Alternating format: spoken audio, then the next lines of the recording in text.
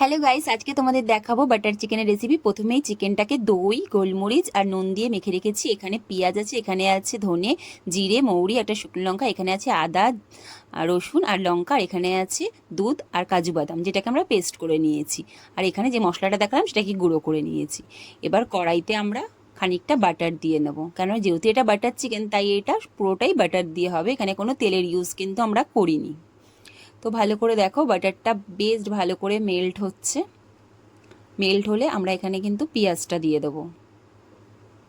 এবার পেঁয়াজটাকে আমরা বেশ ভালো করে লাল হওয়া পর্যন্ত ভাজবো। অ্যাকচুয়ালি এত একঘেয়ে চিকেন খেয়ে খেয়ে না আর আমাদের ভালো লাগছে না, তাই এই নতুন রেসিপিটাকে আজকে ট্রাই করলাম। আর বিশ্বাস করো, দারুণ টেস্ট হয়েছে, দারুণ মানে দারুণ। আর আমি প্রত্যেকটা রান্নাই প্রথমে দেখি, নিজে বানিয়ে খাই, যদি ভালো লাগে তারপরে তোমাদের সাথে শেয়ার করি। আচ্ছা, এবার আমি যে চিকেনটা মেখে রেখেছিলাম চিকেনটাকে কিন্তু আমি এখানে দিয়ে দিলাম। চিকেনটা ভালো করে আমরা এখানে কষাবো। চিকেনটা যতক্ষণ কষছে আমরা ততক্ষণে কাজু আর দুধটাকে রেডি করে নিচ্ছি। দেখো বেশ ভালো করে একদম জলটা শুকিয়ে গেছে, এখন কিন্তু অয়েলটা বেরিয়ে গেছে। এবার আমরা দিয়ে দিলাম আদা, লঙ্কা আর রসুনের যে পেস্টটা করে রেখেছিলাম সেই পেস্টটাও দিয়ে দিলাম। এবার এটাকেও আমাদের ভালোভাবে কষাতে হবে যতক্ষণ না তেলটা ছেড়ে যাচ্ছে। দেখো তেল কিন্তু ছেড়ে এসছে, জলটা কিন্তু শুকিয়ে গেছে।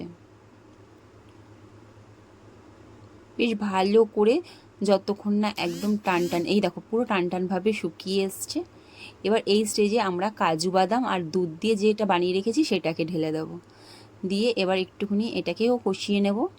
তারপরে আমরা বেশ খানিকটা বেশি করেই কেশরি মেথি দেবো, কেন কেশরি মেথির টেস্টটাই কিন্তু বাটার চিকেনে খুব ভালো লাগে, আমার তো ভীষণ ভালো লাগে।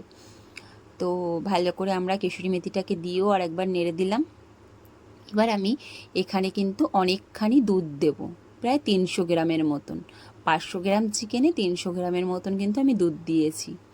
এই দুধটাতেই চিকেনটাকে বয়েল করবে, এর জন্যই টেস্টটা দারুণ হয়েছে। বাটার আর দুধে মিশে জাস্ট ওয়াও।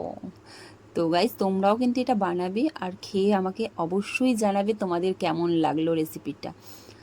আর চিকেন কষা রেসিপিটাও আমি খুব তাড়াতাড়ি তোমাদের দিয়ে দেবো। দেখো এখানে কেশরি মেথিটা উপর দিয়ে এত সুন্দরভাবে দেখতে লাগছে। তো প্রায় 15-20 মিনিট পর আমি যখন ফিরে আসলাম তখন দেখো চিকেনটার এরকম দেখতে হয়েছে। ওয়াও, কি দারুণ লাগছে না? খেতেও সত্যি তেমন সুন্দর হয়েছে। তোমরা বানিয়ে খেয়ে দেখো, খুব ভালো লাগবে। রাত্রিবেলা রুটি পরোটার সাথে তো জাস্ট জমে যাবে। লাস্টে আমি একটু ধনেপাতা দিয়ে দিলাম। ধনেপাতা দিয়ে এবার কিন্তু আমি এটা নামিয়ে দেবো। গ্যাসটা বন্ধ করে দিলাম। এ দেখো আমি